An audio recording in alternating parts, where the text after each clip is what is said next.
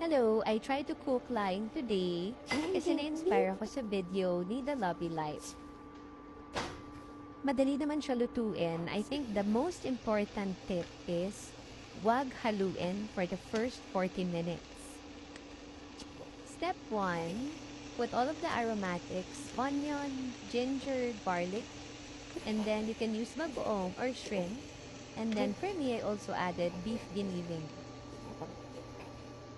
Next step is to add the coconut milk and then put it in a low simmer for a couple of minutes. And then, add the dried gapi leaves. Yung ibang video, sabi nila you have to wash it para lumambot and mas madali maluto. Ako naman, lagi ko na lang siya as is. Hindi ko alam po alin yung mas tama. Pero okay naman, kahit hindi ko hinugas.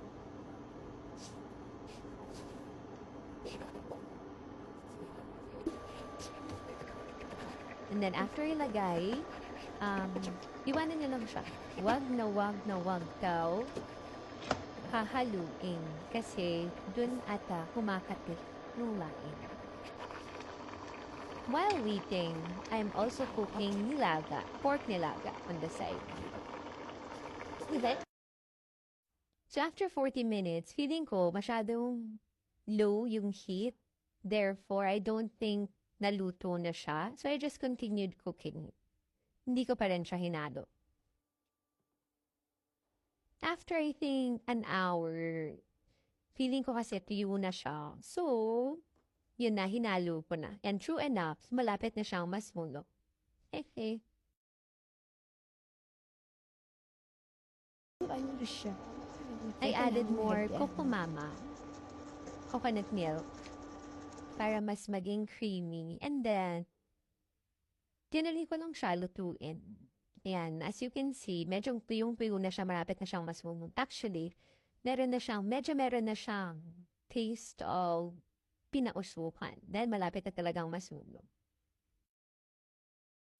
Anyways, after adding more coconut milk, I continued to cook it for siguro 20 minutes more para lang sure na matanggal yung kate nung gabi. And, ayun, successful naman. Ano siya? I added green chilies para lang may konting anghang.